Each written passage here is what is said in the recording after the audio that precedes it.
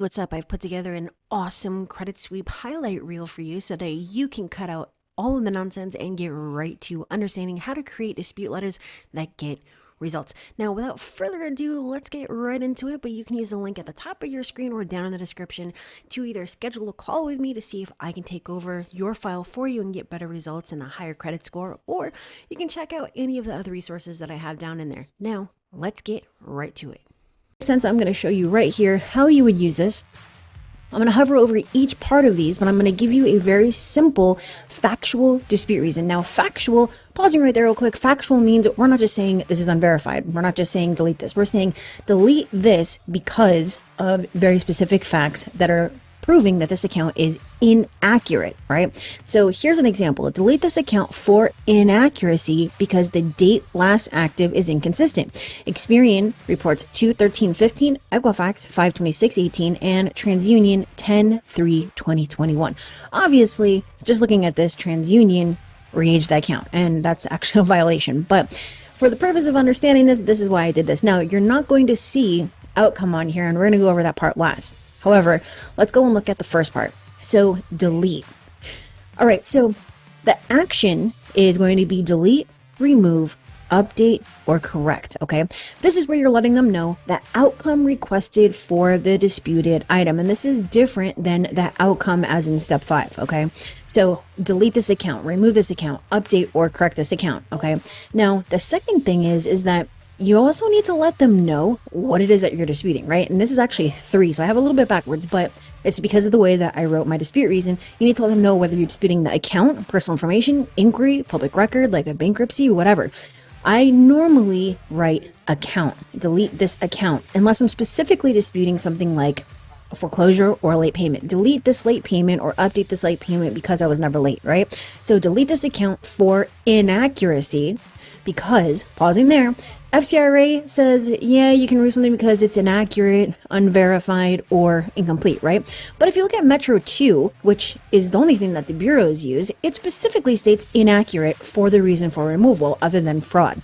So why are we going to use something that cannot be verified, or why are we going to use something that is incomplete when they only care about accuracy, okay? So this is why we're disputing for inaccuracy. I can literally turn anything into a violation dispute or inaccurate, okay? Because is your justifier, okay?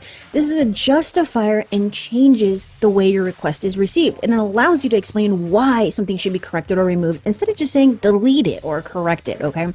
So it's the same thing as, you know, you're standing in line at the grocery store and your husband or your wife calls you, or your boyfriend or girlfriend, and they say, hey, you know, your kid's school just called and you need to come pick up your son or your daughter like right now. Well, you also need to buy milk, eggs, and orange juice. So you're going to let the person know in front of you, or 2 people up, hey, I have an emergency or something really urgent. I see that you only have one thing that you're purchasing. Can I just jump ahead of you, or, you know, whatever? And because you said because, they're more likely to allow you to get ahead of them because you didn't just say, dude, I really need to get in front of you. Let me just go. You know, you're going to take like forever or whatever. But it's because you explained why that they're going to allow you. Now, it's not going to work all the time, but hey, this explains a lot. All right, so now, the element, date last active, date last paid, comments, no dispute, balance, late payment history, high balance, limit, open date, past due, first date of delinquency, etc., etc. Let them know the element that you are disputing, okay? And that it is consistent, it's a violation, it's inaccurate, whatever. Now, this is where we're going to put our facts, okay?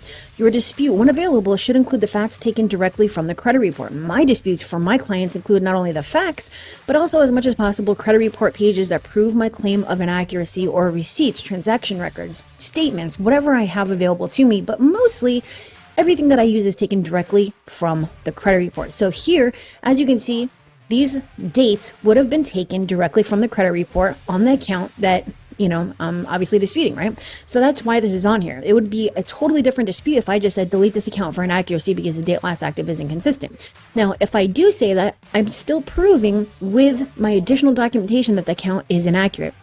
However, this is a full and complete dispute reason to remove a charge-off, or, you know, a bunch of late payments where you're removing the entire account, okay? Now, I can give you a ton of different examples, but let's just go and write out a couple of them together. So let's say that you're disputing, oh wait, I'm sorry, I forgot to explain the outcome.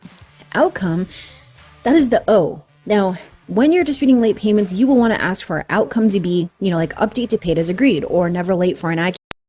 Did you know that Section 609 has absolutely nothing to do with physical contracts and signatures and wet signatures and all of that mumbo jumbo, and everything to do with the ability by law to request your consumer disclosure? And guess what? That just means that you can get a copy of your credit report. Well, in case you didn't know that, then this video is for you, because tonight we're going to break down the Agero formula, and this is the formula that allowed me in 2020 alone to get over 20,000 deletions. And we're going to break that down right now. But what I want for you to do is pause this video, go down to the description, click on the link, and pull this up with me so that you can plug in your own information. All right. So here we go. We're going to mark up the screen and I'm going to show you exactly what we're looking for. We have the action. We're taking the action, which is something like update, correct, remove, and that's right down here. Let me just mark this up so you can see what I'm talking about. Delete, correct, update, remove. And now we need to tell them what it is that we are requesting, right? This account, this inquiry, address, personal information, public record. Justifier is the word because you don't want to just tell them what you want. You need to tell them why. That is the entire premise behind factual based disputes, okay? Now, let's just pause right there, because I had a comment or 2 or 3 or 10 this week where it was like, well, hey, you're basically doing their job for them. Well, honey, that is the entire point of factual based disputes.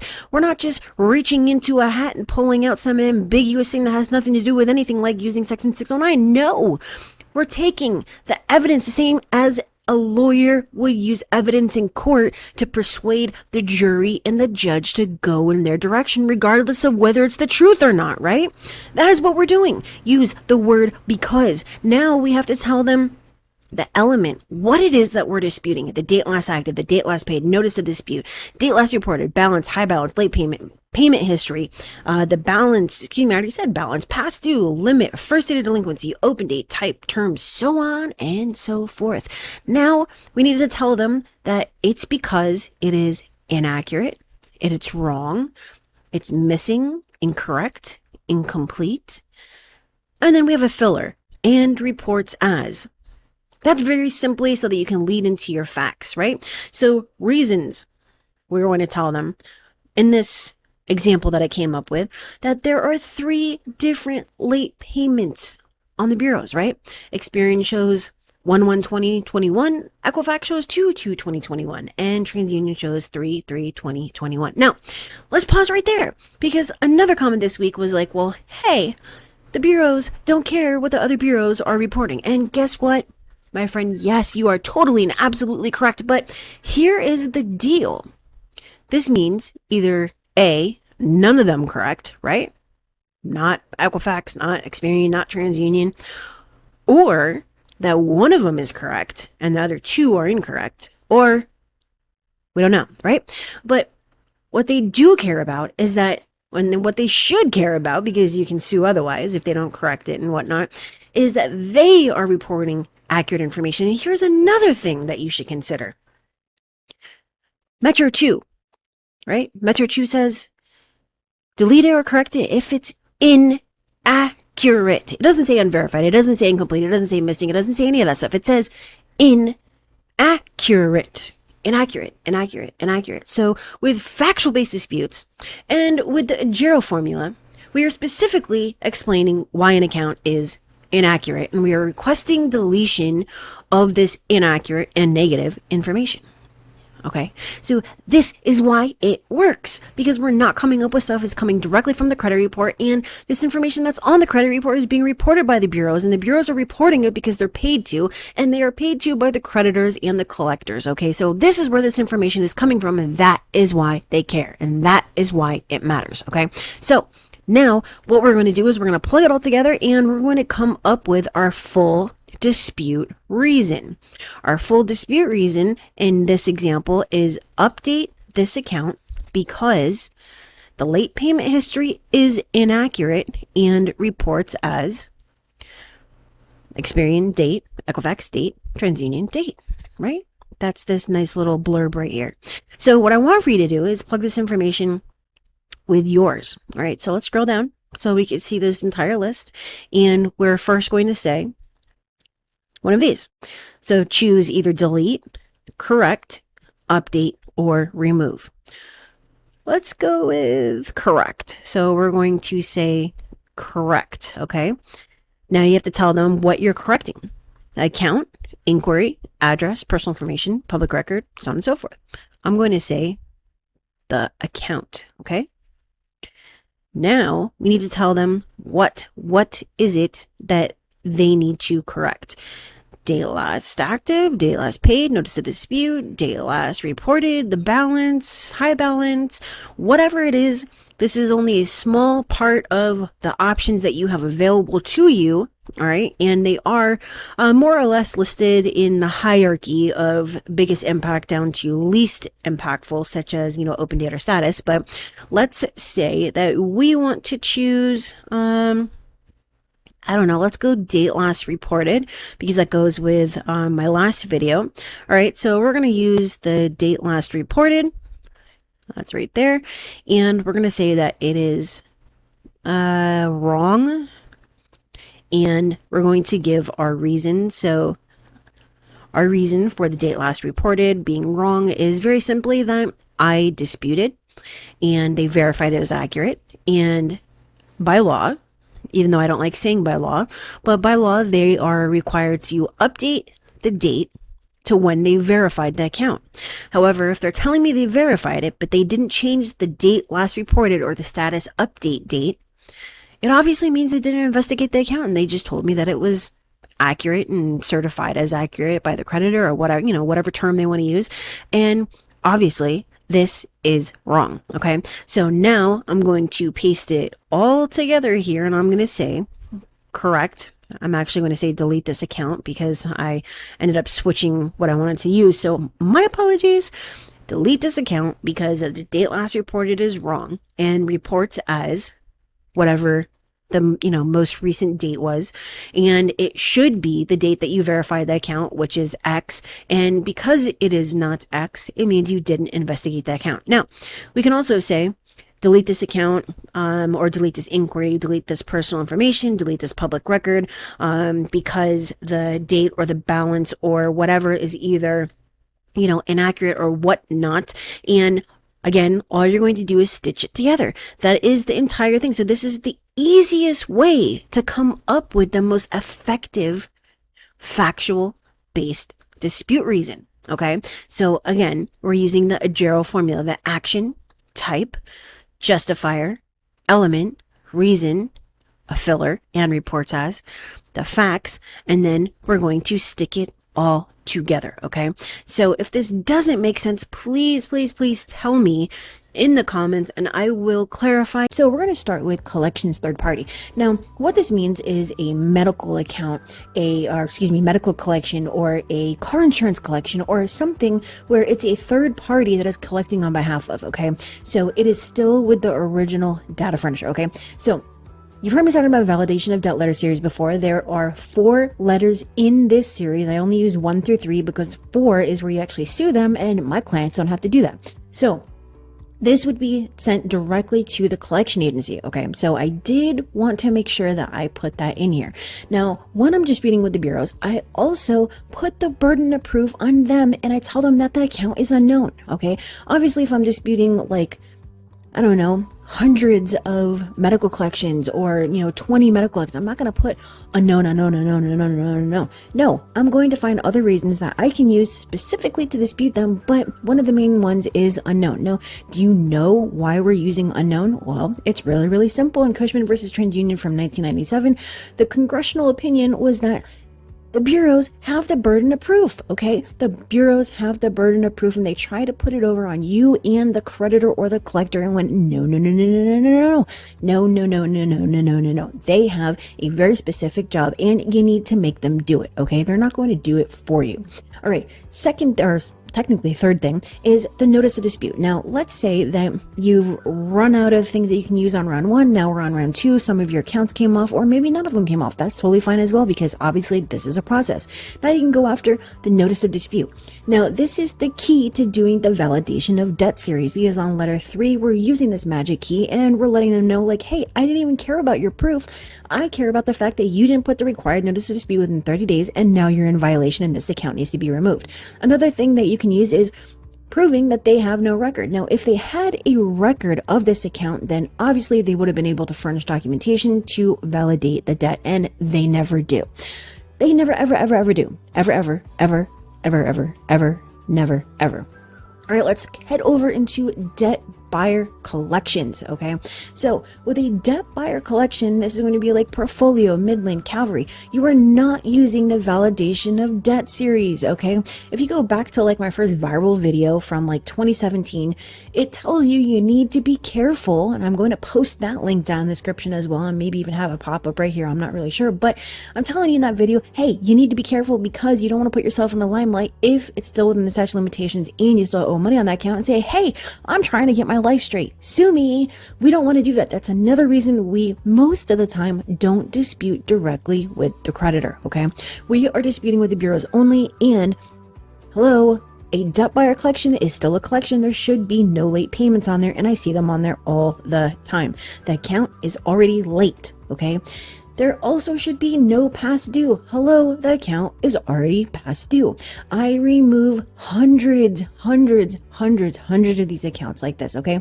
I literally removed in my career thousands of these accounts using just these two dispute reasons. And obviously, we're taking the facts directly from the credit report, using our dates and our balances, and even sending parts from the credit report that prove that we are right, they are wrong, and we are supporting our claim. Now, what else do you have to remove these? Well, there's tons of stuff, but again, I'm only giving you the stuff that I know specifically for these negative items works because I get the results, okay?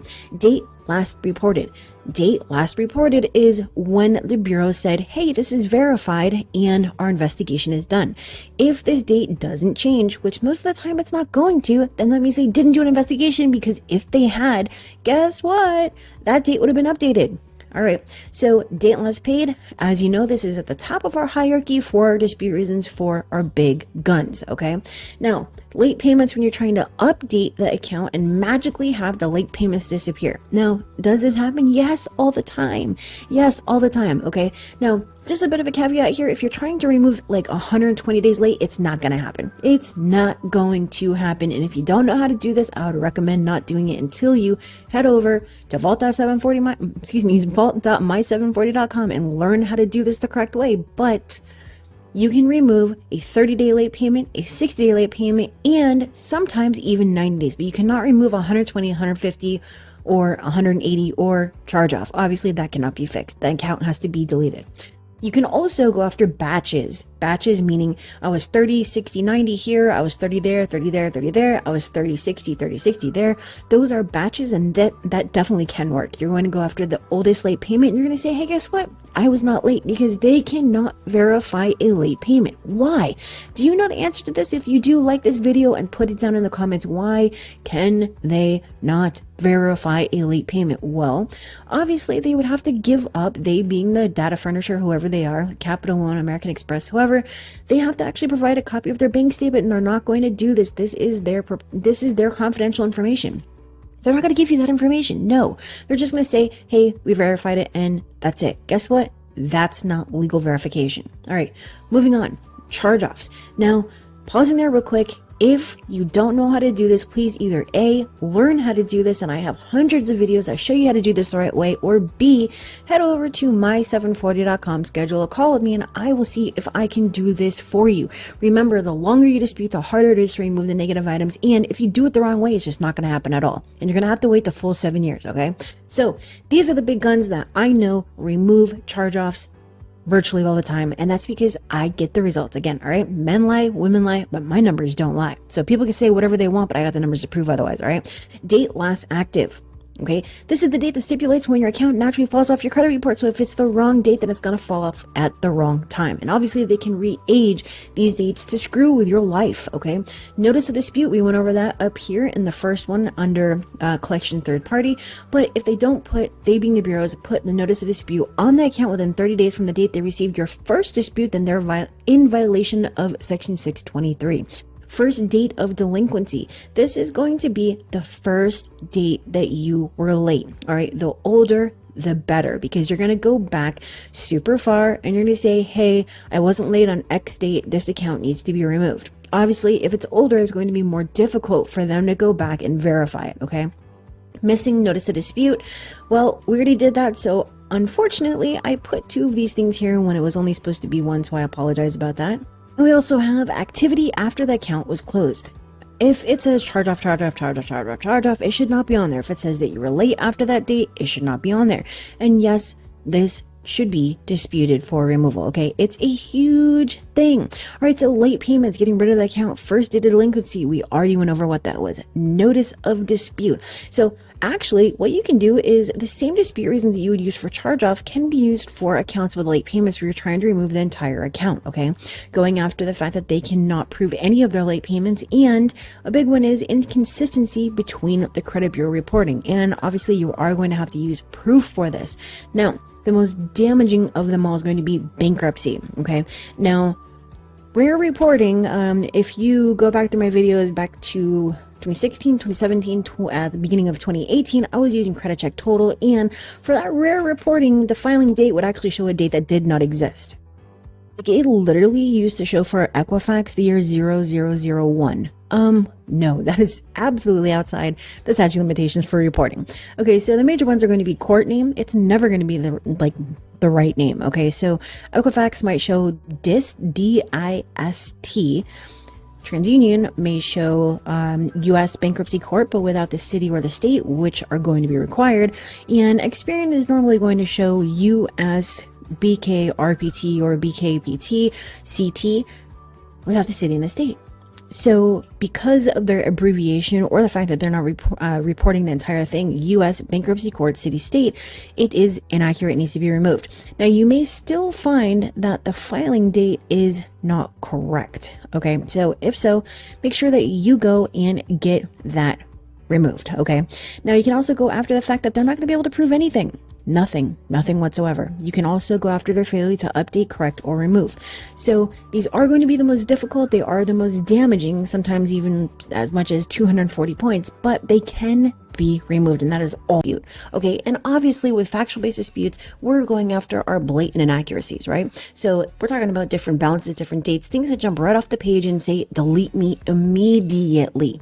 And here's the deal. You want to send proof if you have it, because otherwise you may just get a rejection, a denial, a verified, certified as accurate by the creditor. And any proof that you do have, while it may not be looked at, you definitely want to be logging these things, because if you have to go to the last step in stage 4, which is contacting the CFPB, you need to have a log of all of this. Okay, so now 30 days later, we're on stage 2, our second dispute, and this is where we're going to set the follow-up. This is one I call Gameland, right? So this is where we get a feel for the games that they're playing, meaning the credit bureaus, and we're creating our plan of attack, okay?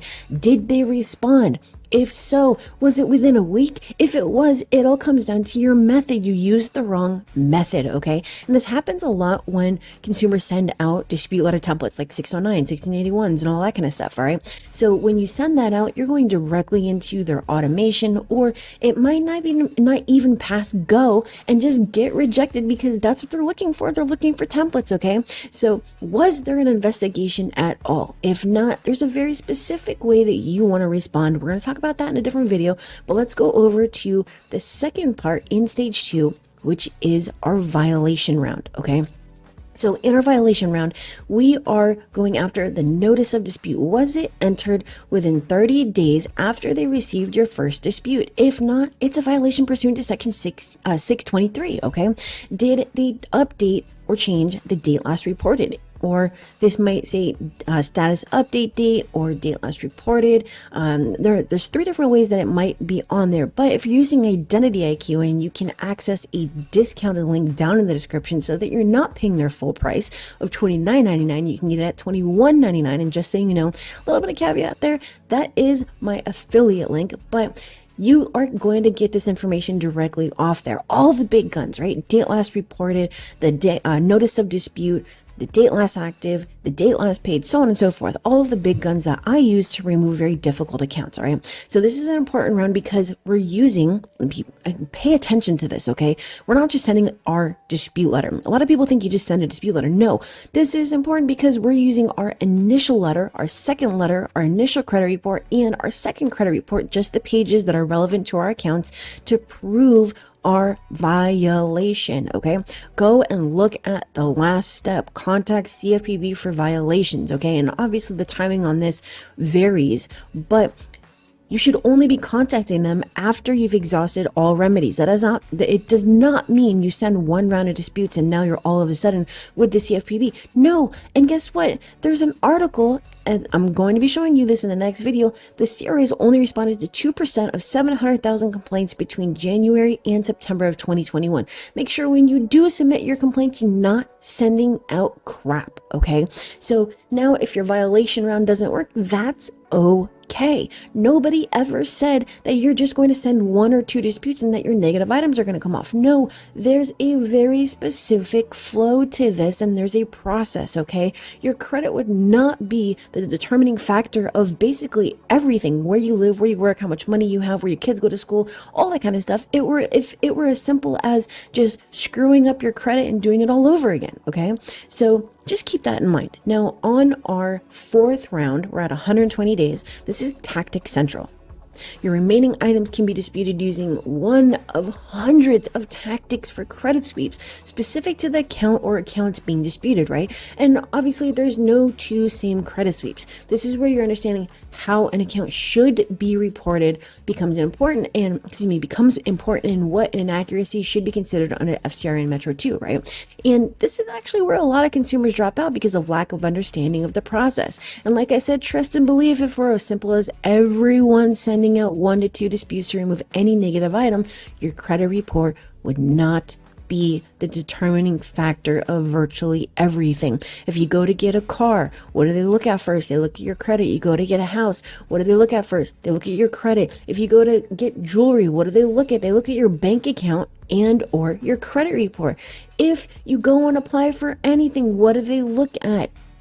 Your credit report. If you go to get a good job, a career type of job, what do they look at? They look at your credit report, okay? So just use some common sense here, okay? Now, here's the deal. You're looking at this chart and you're like, well, Kristen, I see all these arrows going everywhere. Well, obviously that's because you might be able to jump to different tactics, right? Different rounds. It all depends on whether something was removed and or how it was updated by the bureaus or the creditor or collector on your credit report. So if we're starting at our initial dispute and we go to Gameland, now if the account was removed but something else was not, now we can jump down to the evolution line method, or we can go to the dispute funnel. Or if we're at Tactic Central, we can jump down to disputing any remaining negative items and then go to the CFPB. Okay, so that's why it's important that you download this and go get your copy so that you can look at this and use it when relevant to your specific negative items. Okay, so now we're in stage 3. And yes, any credit sweep can be broken down into different stages. And if you're looking at the credit sweep process in general, there's very specific stages as far as removing negative items, building your credit, and then going and building up your score to get your total entire credit health. Okay, so with the evolution line method, and I will, if I can remember, I will link that webinar down in the description. It's very, very important because this is where you would manually locate changed information on the report from previously disputed elements. For example, the date last active. Now remember, you only want to use a dispute reason once, okay? If you said it once, you're not going to say it again. However, with the evolution line method, you can actually stay at the top of the hierarchy and reuse a biggest impact dispute if the information has changed. So let's just say the date last active says 1/1/2021, right?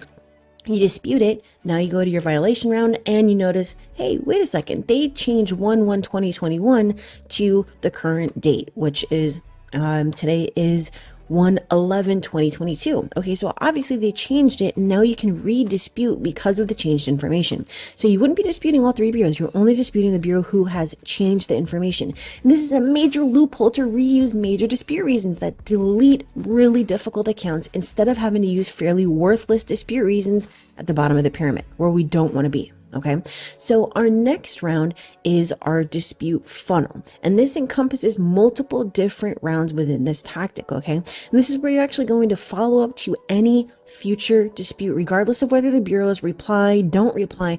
We want to limit their responses and shift them towards our next dispute. This is also recommended for extremely difficult accounts. So as an example, right, we have a student loan, it has late payments, and they actually begin at 90 days. Okay, so you're not seeing any 30 days or 60-day late payments. It's just okay, 90 days late. But they're reported on different months by each bureau, right? So knowing that they're going to come back and say verified or certified as accurate by creditor, you would send round 1 as inaccurate due to the first late payment at 90 days and round 2 as inaccurate between all three bureaus because it can be proven easily, corrected or removed by the bureaus directly without the creditor, and proven by the creditor to be used against the bureaus. Okay, so that's just one example of setting the follow-up. Okay, I am also going to link this dispute funnel seminar down in the description. So you're going to find the evolution line method, you're going to find the dispute funnel link, and you're also going to find the QR code or the link to access this directly. Okay, so now we're at the end of this. We're at stage 4. We have remaining negative items. Okay, or you don't. Maybe you're just done. The dispute funnel or evolution line method got rid of everything. Great. Now you're just done. Move on to building your credit and raising your score. But if you still have negative items, now, bit of a caveat here, you can add a bunch of different tactics in here, but I'm just giving an example of a bulletproof credit sweep dispute tactics flow. Okay, so we're going to use factual disputes, and we're going to use the pyramid method, the dispute hierarchy, so on and so forth, to remove the rest of those negative items. Now we're going to get to a point, depending on what we're disputing, where it's just like, okay, I've done what I could possibly do. I've removed everything that I could without either A, going to the CFPB for violations, or B, suing the bureaus, creditors, or collectors. Okay, so depending on you, depending on your file, depending on many different factors and responses from the bureaus or lack thereof, that's going to tell you when you should get to this point. But I say normally it's around 12 months. Now you may be freaking out here saying, Kristen, you're telling me I'm gonna have to dispute for 12 months? Well, hey, normally I would say 9 months, but obviously things are extremely difficult to remove right now because it's not just you sending a dispute to people sitting around a table. No, it's millions and millions and millions of consumers that are disputing all sorts of stuff. Okay, just look at the article that I was going to put in a totally different video where the CRAs are only responded to 2% of 700,000 complaints. Okay, that's through a government agency. Just think about how many millions of disputes. It's actually 1.5 million disputes that the bureaus get every single month per bureau, and how many of those they're actually responding to. Okay, so there's going to be violations. They're not going to respond. It's going to take time, and especially because it's all being automated. All right, there's no people in this. So all things considered, yes, this is taking a little bit longer, but this is why it's so important that you understand how to use these tactics and what a factual dispute is, and to not use worthless dispute methods like sending in templates, because you're going to call me up 4 years down the road and say, hey, you know what, I need help now. And I'm going to say, hey, guess what, you should have contacted me 4 years ago, before you went and did identity theft, before you sent a 609 letter, before you sent this stupid 4-page pursuant to this, that, and the third bolded text type of letter that's not going to get you any results. Okay, so Are you going to send a CFPB complaint at 6 months? No. Are you going to do it at 9 months? Possibly. Are you going to do it at 12 months? Yes, most definitely. You should not be disputing unless there's a very specific reason past about 12 months. Now, you have to look at the dispute type. If it's a student loan or a bankruptcy or a foreclosure or a possession, that's going to take you 9 to 12 months. If it's a medical collection, it's going to take you an average of 3 months. That's if you're disputing with the bureaus and you're disputing with the collectors. If you're disputing late payments that are older than 2 years, it's probably going to take you an average of 6 months, okay? So understanding that these specific negative items take a certain amount of time is going to help you and allow you to formulate your plan of action to actually get results instead of sending out worthless disputes or not disputing at all because you're getting is going to go on this top one. On line 2 is going to be your address, and as long as your name is at the top of it, then lines 2, 3, and 4 don't really matter, but this is just for training purposes. So we're going to put date of birth on this one, DOB, and on line 4 is going to be SSN. Now, bit of a caveat here.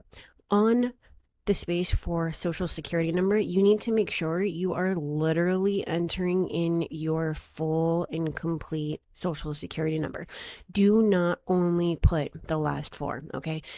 In addition, you are also going to need to send out copies of your actual identification, all right? So ID, SSN, proof of address, okay? So now on this line right here, this is going to be the date.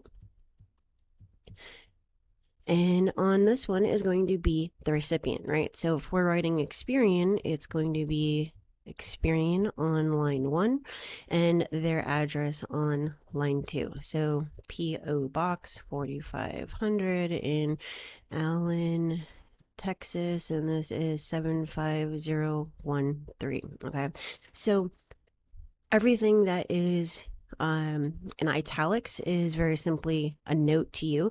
So our very first part of the letter is going to be our intention. Why are you sending this letter? Now, I did add this in while I was writing this. So for record keeping, this is my first letter to you. I'm requesting an independent investigation into the following, and you could put inquiries, accounts, personal information. On this one, it's going to be accounts, okay? So because they are reported wrong, inaccurately, whatever word you want to put here. For me, it's always going to be, and that was an accident there, inaccurately, and need to be removed, updated. For me, it's going to be removed. So now when we go back and we read our paragraph, it says, for record keeping, this is my first letter to you. I'm requesting an independent investigation into the following accounts because they are reported inaccurately and need to be removed. Now, a note here on independent investigation. If you just say investigation, then you are basically saying it's okay if you just come back and tell me that the letter, everything on my letter has been verified, right? However, when we're using independent investigation, we're saying I'm not going to allow you or accept for you to just tell me that it's been verified without reaching out to anybody. What I need for you to do is, as it says in Cushman versus TransUnion from 1997, where Congress stated that the bureaus are required, it is imperative that they go beyond the original source of investigation or information or data to ensure the accuracy of the accounts, right? So what this means is a regular investigation is just your letter with your disputes to the bureaus. So this is going to be to the bureaus, and it comes back and it's verified, and they send those results to you, right? And this is just all via electronic investigations and all that kind of stuff using eOscar, right? So it's been verified and it comes back to you. Now with the independent investigation, you have your letter to the bureaus, now to whoever it is, so to the creditor or to the collector or to the court, or with their own documentation, and then the outcome, and then to you. Okay. So we need to add in a couple of steps so that they can't just come back and say, oh, wait, it's been verified. Okay. So that is the purpose of saying independent investigation. All right. So now next line, my credit report was pulled from, mine's always going to say identity IQ, and I see multiple entries that are wrong and hurtful to my credit score. Now, you need to let them know the outcome and the purpose. What do you want them to do? Now, just so you know, this is just to inspire some, something inside of you to write an effective dispute letter. You are not copying what I'm doing. This is just so that you are able to see the full picture of how to write an effective dispute letter that is going to get results to the credit bureaus to remove negative information from your credit report. Okay. So having said that, we need to let them know my goal is to, now a bit of a note here. Your goal is going to be something financially, right? My goal is to get a home mortgage 1 year from now. You could also completely and totally write something different. Like my goal is to, now if you wrote my goal is to get a home a year from now, you would not use the so that I can part right here. But if we said my goal is to remove this negative information, right? So that I can get a home loan, then that makes more sense. Okay. Please investigate each of these accounts and ensure accuracy of my entire credit report. I would appreciate a new report be sent to me detailing the outcome of your investigation and any deletions or updates per my request below. So let's scroll to the bottom. Okay, so I've added this part in very simply because your letter needs to stick out. You have to realize they get 1.5 million disputes per bureau per month right now. Normally it's 150 to 180,000. So that's a huge difference. You do not want your letter read just like any other template that they're getting. No, your letter needs to be exactly what it is, a consumer authentic factual dispute, right? So let them know that each of these accounts list facts, and the facts are taken directly from my credit report. If you disagree with my findings, please send me documentation to support your claim of accuracy. This is where you're going to put your account. So this would be like American Express, and this is the account number 349992, and this is where you put your AJARO dispute reason. And I am going to put a link in the description to all the AJARO dispute reason training. And AJARO is very simply the formula and the structure to write the most effective dispute reason. Okay, so this is where you're going to put the actual reason, all the facts, the dates, the balances, so on and so forth. Okay, thank you for taking the time to read my letter and investigate. And then now again, you are putting your name. So if you noticed, I did not use there's no laws in here, there's no threats in here. It's very simply the why